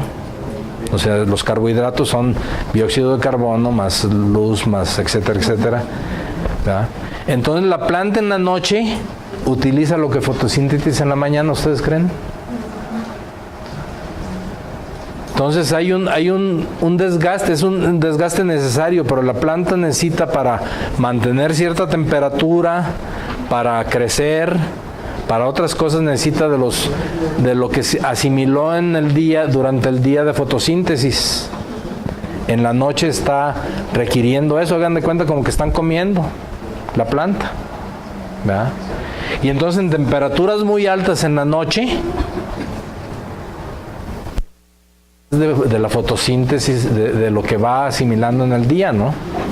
Y eso a veces es a costa del tamaño de la mazorca, ¿verdad? Porque la mazorca, nuevamente les digo, va acumulando el almidón de la fotosíntesis del día. Pero si en la noche necesita para respirar, pues le saca tantito a la mazorca para que... Y entonces por eso se puede explicar uno el potencial de rendimiento que puede haber en estas regiones al potencial de rendimiento que puede haber en el trópico. En el trópico un híbrido puede llegar máximo a rendir 10 toneladas. Y aquí en Bajío podemos tener híbridos que rindan 15 o 20, ¿verdad? ¿Y por qué sucede eso? Porque está el fenómeno de la respiración jalándole un poquito a lo que fija en el día de la planta. ¿Eso lo sabían? ¿No? ¿Y no se les hace emocionante? Eso es biología. Eso es biología y eso es muy importante porque ustedes deben de considerar que en nuestra fecha de siembra, ahorita vamos a ver la fecha de siembra, pero nuestra fecha de siembra, si ustedes siembran ahorita en febrero o en marzo, van a tener noches más frías, van a tener mayor penetración de luz porque no va a haber nublados y entonces por lo tanto van a tener mayor rendimiento en una fecha temprana teniendo agua que en una fecha más tardía, ¿no? Y eso es importante para tomar la decisión de qué híbrido, qué material utilizar, ¿no? La fecha de siembra, les decía, una fecha temprana en la región del Bajío logra el aprovechamiento de ofertas térmicas y radiactivas, por lo que es aconsejable el uso de mayores densidades de población. Las plantas crecen menos, fíjense, sembradas temprano. Si nosotros sembramos, ahorita vamos a ver un cuadrito que tengo ahí, si nosotros sembramos en febrero o marzo, las plantas no crecen tanto que si sembramos en junio, aunque sea la misma variedad. ¿Por qué? Pues ahí entra la temperatura, y de que la planta hay veces que en las noches la temperatura es más alta y se le va a crecer la planta. Pero luego después esa planta va a gastar más en respiración y va a tener menos rendimiento. Entonces, en las fechas de siembra tardía, las mayores temperaturas que experimenta el cultivo durante las etapas iniciales de crecimiento provocan la aceleración de su desarrollo y asimismo el periodo de grano al cultivo ocurre en momentos desfavorables en términos de que ya empieza a declinar la radiación, o a veces los nublados hacen que no haya tanta fotosíntesis, etcétera, ¿no? Entonces, por otro lado, las siembras tardías favorecen el crecimiento vegetativo. Les decía, una siembra tardía, la planta les va a crecer mucho más el maíz que una siembra temprana donde principalmente no crece tanto la planta, pero luego después en el momento en que está generando el grano, está favoreciéndose a través de una fecha temprana, ¿no? Nuevamente, las fechas tempranas son para los que tienen riego, como el cuate de acá, no como el tío Chon, desafortunadamente, pues. Por lo tanto, los retrasos en la fecha de siembra deben ser acompañados por ajustes en la elección de genotipos, por el ciclo más corto y en la disminución de la densidad de siembra. Ahorita vamos a ver por qué también la densidad de siembra. Bueno, ya les decía también con el concepto de que una planta crece menos, podemos sembrar a mayor densidad que una planta que crece más y que tenemos que separarlo un poquito más para que no se nos acame y tenga problemas, ¿no? un cuadrito más o menos de qué pasa si nosotros sembramos el híbrido 1 en marzo, en abril, en mayo, en junio. El mismo híbrido, aquí está el híbrido 1 y el híbrido 2. ¿Verdad? ¿Y qué pasa de la siembra a la emergencia? Las temperaturas son más bajas en marzo o en febrero, finales de febrero, nos tarda más días en nacer la planta. Está más fresco, más todo eso, la planta tarda más días en nacer. Y a medida que vamos incrementando la fecha de siembra con las temperaturas, pues ya en junio, por ejemplo, en 5 días está fuera las plantas, ¿no? De que las sembramos. El periodo de emergencia floración se tarda más o menos en el híbrido 1, 76 días, vamos a decir que este es más precoz, y en el híbrido 2, 86 días. Pero a medida que nos vamos hacia el verano y a siembras más tardías, estos híbridos, el más precoz y el más tardío, van reduciendo su número de días a floración. Y luego en el periodo de llenado de grano, que es de la floración a la madurez, también ahí más o menos se ve cómo aquí más o menos se emparejan, pero también la temperatura es importante en el periodo de llenado de grano, ¿no?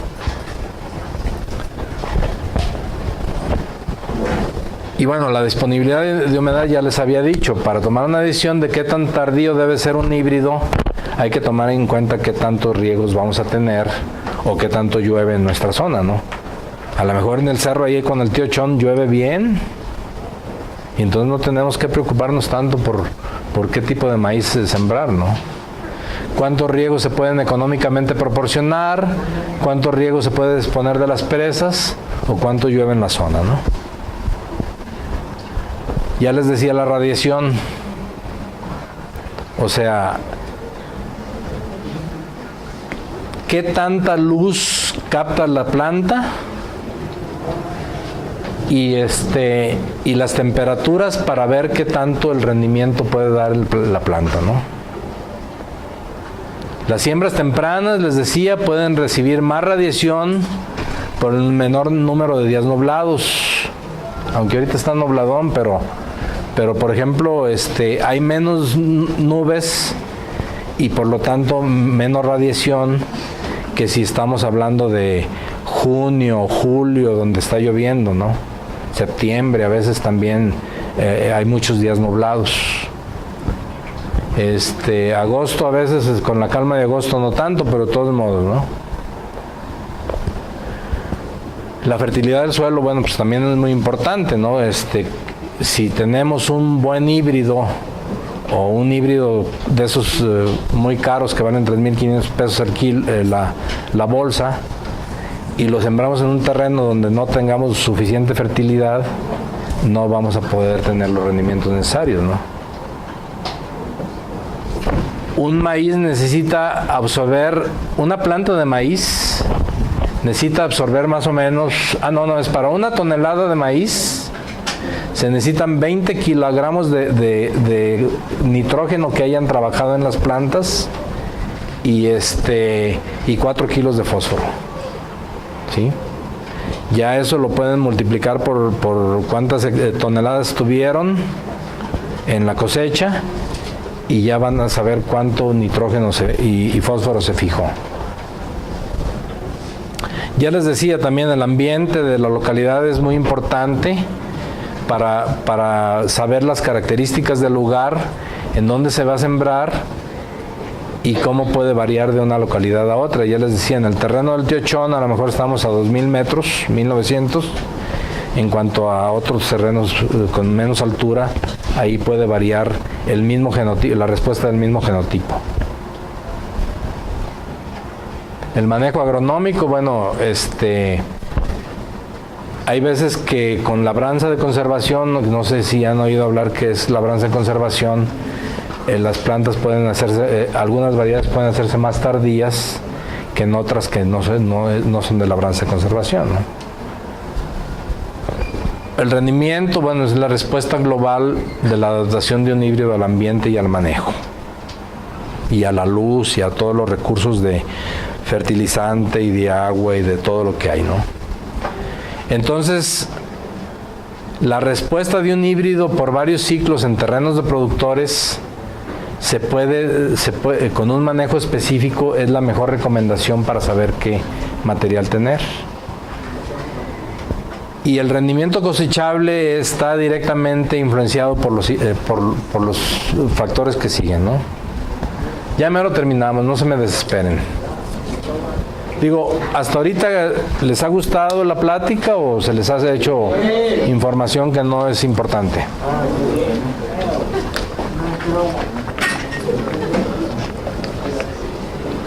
¿Quién quiere agua? Bueno, ya les hablaba de la came. Acá el compañero que medio se despertó decía que no sabía de la came, ¿no? Hay dos tipos de acame, el de raíz y de tallo. Normalmente cuando una planta no tiene un suficiente anclaje y llueve mucho, la planta se ladea desde la raíz. Cuando se quebra el tallo, es otro tipo de acame. Se quebra el tallo porque a lo mejor a veces entra un gusano por ahí y hace que el tallo se quebre, ¿no? O hay una enfermedad aquí muy típica en el Bajío que se llama Fusarium, que después ustedes van y tientan los tallos y los sienten como si fueran de papel, ¿no? Y en cambio una variedad resistente a eso, agarran el tallo y se siente como si fuera aquí la pata de la mesa, ¿no? Entonces eso es muy importante.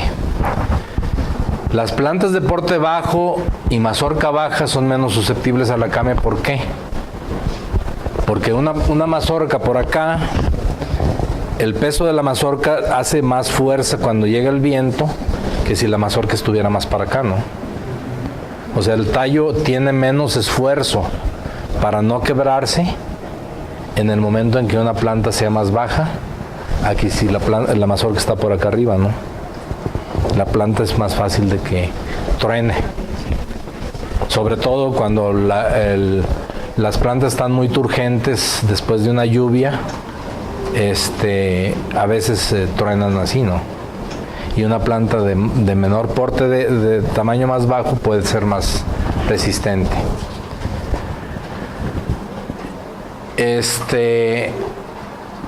También los tallos fuertes y vigorosos son menos susceptibles a quemarse por problemas de daños de barrenador o de pudriciones como Fusarium que les decía, ¿no? Cuando se cosecha con cosechadora, con combinada, ahí el rendimiento cosechable que le hacen es cuando entra la cosechadora y toda la planta que esté caída o que las mazorcas que se cayeron, esos ya son para los pepenadores.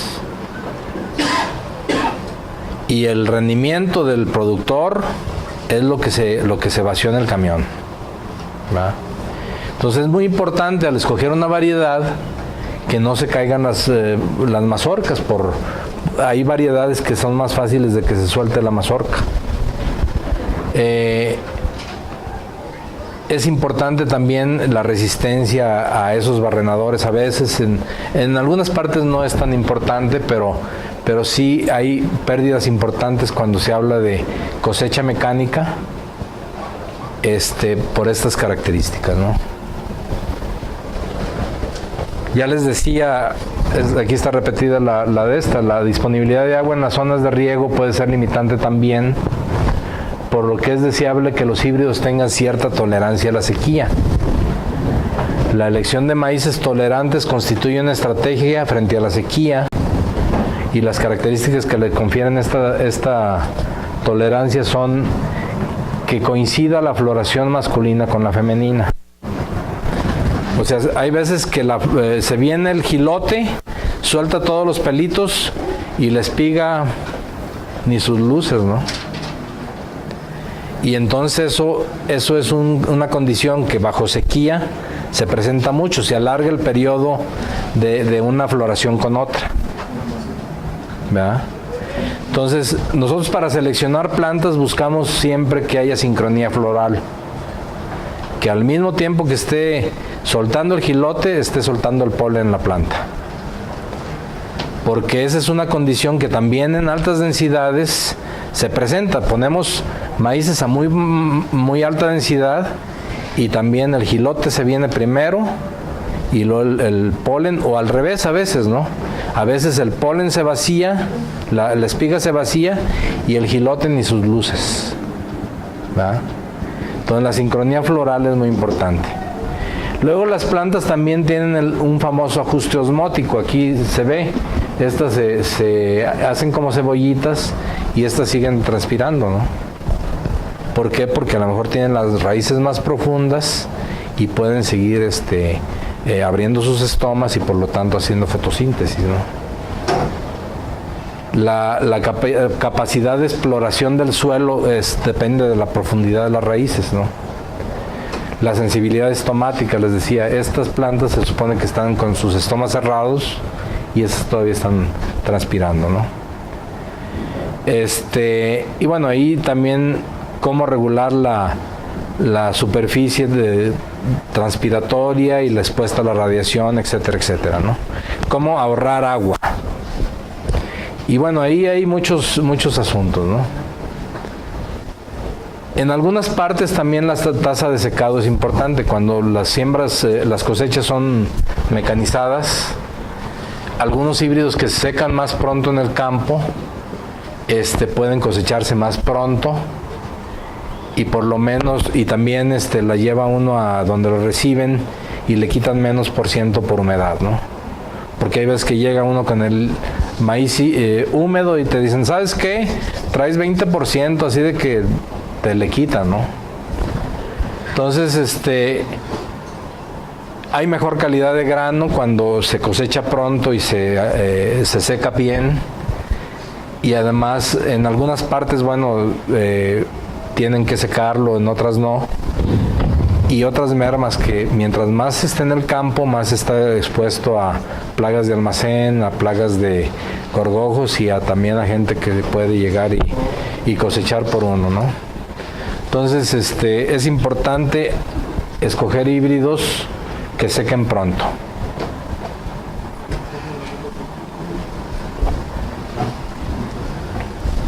Ya me lo termino. La densidad de población. Algunos híbridos pueden rendir mejor en altas densidades de población. Les decía, los híbridos que son más bajos, que tienen las hojas más erectas, penetra más la luz y podemos cerrar más y por lo tanto tenemos más mazorcas. Los abuelitos o la gente grande decían, no, dice, esos híbridos están feos, mira, tienen una mazorquita y en cambio la mía está de este vuelo, ¿no? Pues sí, pero él tenía a cada metro una planta de este vuelo y acá tenemos como 8 plantas de este vuelo, con mazorcas de este vuelo. Entonces, ¿qué rinde más? Pues bueno, más mazorcas, aunque estén medianitas, pero un mayor número de mazorcas que si se tiene una sola mazorca cada determinado tiempo, ¿no? Entonces, la presencia excesiva de plantas jorras, a veces hay variedades que no aguantan altas densidades y entonces no producen mazorca, ¿no? Ahí sí está jorras con J, mira. Entonces ahí es un criterio muy importante a qué densidad de población vamos a sembrar, dependiendo nuevamente de todos los recursos que tengamos, ¿no? Incrementar la densidad, al incrementar la densidad también se incrementan algunos riesgos, pero por someter a algunos tipos de estrés. Ya les decía, la no coincidencia de la floración en altas densidades puede suceder a veces, ¿no? Y bueno, cuando hay problemas de fertilidad y otras cosas, restricciones de humedad, al poner a mayor densidad, las plantas pueden sufrir un poquito más. Pero ahí es donde nuevamente el criterio que se van a armar es cuánta agua tienen y cuántos recursos tienen para tomar la decisión en qué densidad de población los van a meter sus maíces, ¿no? Los materiales más tardíos pueden tener más riesgos en altas densidades cuando se siembran tarde, etcétera, ¿no? Al incrementar la densidad de población no necesariamente se reduce la disponibilidad de agua. Porque ya les decía al principio que puede haber mayor trabajo biológico a través de las plantas, del agua, porque penetra menos la luz, penetra menos la superficie foliar, hace que se sombree el suelo y que entonces no se evapore directamente el agua, ¿no? Sino que toda se vaya a través del trabajo biológico. También a densidades mayores el viento corre menos y hace que se evapore menos el agua, ¿no? Entonces de repente es importante considerar las densidades de población como un criterio que deben de estar manejando siempre para elegir variedades, etcétera, ¿no? A mayores densidades las hojas sombrean más entre ellas y se mantienen más frescas, y esto también reduce la transpiración. Una buena población es en gran medida el éxito de una siembra de maíz. Cuando nosotros sembramos un maíz que tenemos muy baja densidad, o sea que nos nació la mitad de las plantas, pues ahí estamos perdiendo muchos recursos de agua, de fertilizante, de otras cosas. En cambio, si tenemos un maíz bien sembrado a una densidad muy uniforme, tenemos más posibilidades de tener mejores rendimientos.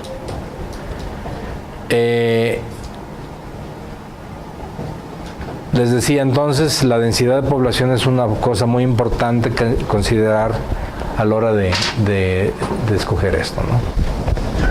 Y bueno, ya hablábamos de altura de planta hace ratito. Existen híbridos altos con excelentes rendimientos, pero los híbridos de altura intermedia pueden tener mayores posibilidades para tener altos rendimientos a mayores densidades de población, con un índice de cosecha, aquel que les hablaba al principio, mayor, con una relación de grano-forraje, menor probabilidad de tallos quebrados, menos problemas de cosecha mecánica y posiblemente mayor número de mazorcas por hectárea. El tamaño de semilla no influye en el rendimiento. Normalmente cuando usamos un híbrido de cruza simple, la semilla es chiquita. Pero la semilla nace y una vez que nace es igual que una planta que tenía la semilla grande, ¿no? El problema es que nazca. Pero normalmente no se refleja en rendimiento el tamaño de la semilla. Así de que hay quienes les gusta ir a comprar semillas de plano grande que traen menos número de semillas por costal, pero que a la larga, si nosotros compramos semilla chica, nos puede salir un poquito más barata, nos puede haber más semillas por costal y por lo tanto, cuidando nomás que germine bien. Si ustedes escogen semilla chica, es bueno, no hay problema.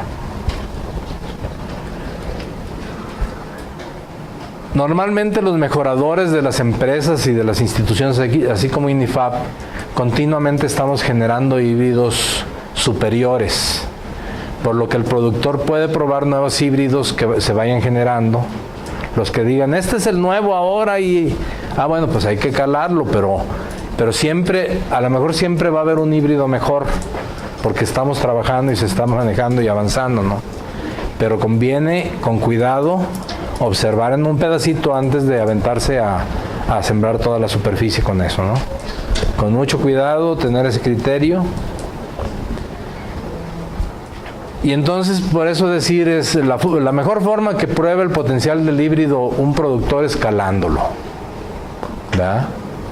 Al sembrar en su terreno una pequeña superficie, atenderlo muy bien para que exprese su potencial y tomar datos. Les decía, hay que ir tomando cuándo floreó, cuándo lo sembré, cuánto riego le puse, cuánta fertilización le puse, hasta si al vecino le gustó, etcétera, ¿no? Todo eso es importante porque eso nos va a dar elementos e información para tener toma de decisiones de qué materiales utilizar, ¿no? Es recomendable repetir la prueba por un par de años, porque a veces un año es muy diferente a otro, ¿no? Entonces, un híbrido que ya por muchos años les produce bien, pues ya con los ojos cerrados pueden decir, este es el que me gusta, ¿no? Y en superficies grandes conviene sembrar híbridos con madurez diversa, con el propósito de iniciar la cosecha escalonada. Si por ejemplo tienen 900 hectáreas como aquí en Xonotli,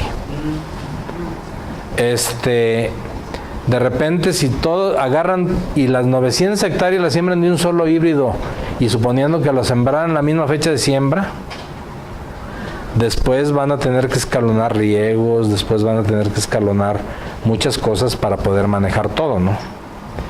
Entonces por eso es recomendable en superficies grandes tomar la decisión, ¿sabes qué? Voy a meter un precoz, un intermedio, un tardío, y para hacer un plan de riegos, para hacer un plan de fertilización, para hacer un plan de que no me gane nada, de control de malezas, etcétera, etcétera, etcétera, ¿no?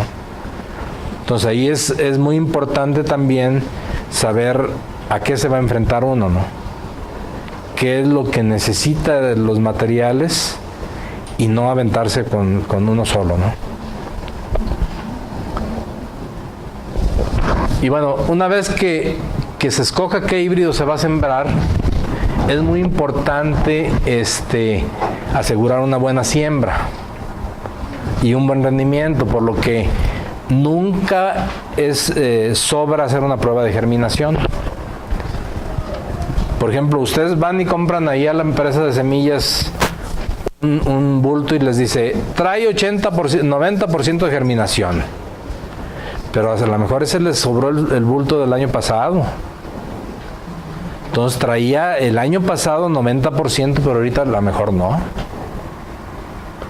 Entonces nada les cuesta abrir el costal, sacar 50 o 100 semillas, sembrarlas en un surquito, echarles agüita, ahí en el patio, donde sea, donde no se lo coman las gallinas nomás. O en una caja con tierra, la ponen más arribita para que no las alcancen las gallinas. Pero entonces ya después que germinan las cuentan. De 50, si germinan 45, pues trae 90%, ¿no? O si no se quieren quebrar la cabeza, pongan 100. Y de las 100, ¿cuántas germinaron? O cuántas no germinaron, y entonces ya sacan un porcentaje de germinación rapidísimo, ¿no? En una semana tienen el porcentaje de germinación para saber qué ajustes hacer después, para cuántas semillas por kilo también traen.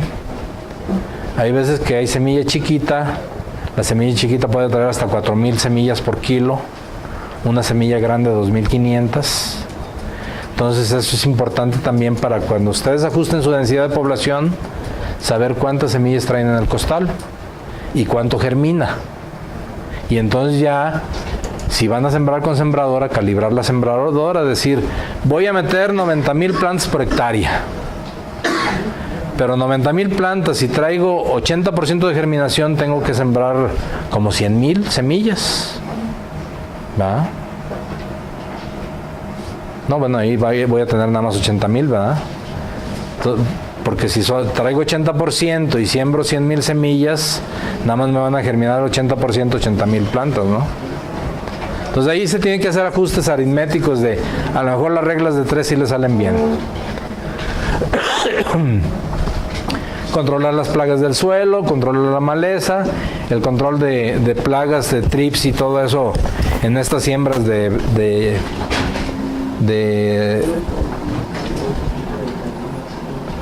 bueno, mira, esa era la foto de la prueba de germinación.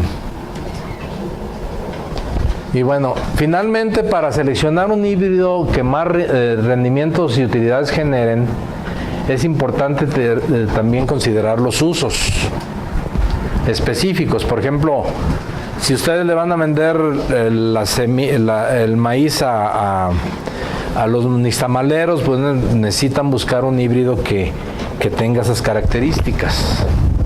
Si ustedes lo quieren para hacer silo, a lo mejor también hay oferta de materiales que sean eficientes para el silo. Si quieren sembrar maíz para pozole, bueno, pues entonces busquen algunos maíces específicos que les sirvan, y otro tipo de maíces que ya empieza a haber y que estamos trabajando ahí en el programa de maíz con maíces de QPM, maíces de alto contenido de aceite, maíces amarillos con alta vitamina A, etcétera, etcétera, ¿no? Y bueno, eso es todo. Yo creo que ya se están... Ya sabía. Yo creo que ya no van a querer preguntar, pero si tienen a alguien que sí quiera preguntar y que los demás no le hagan bu, con todo gusto.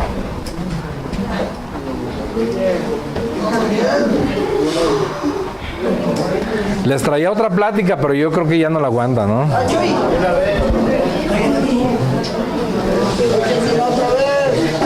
No, la otra plática que traigo es sobre precisamente los maíces especializados que les digo, pero esa en otra ocasión se los platico.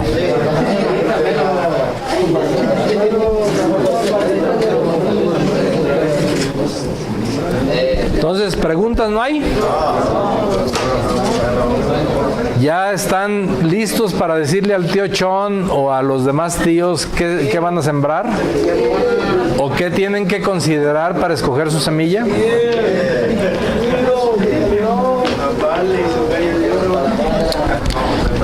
Bueno, entonces en eso quedamos. Gracias.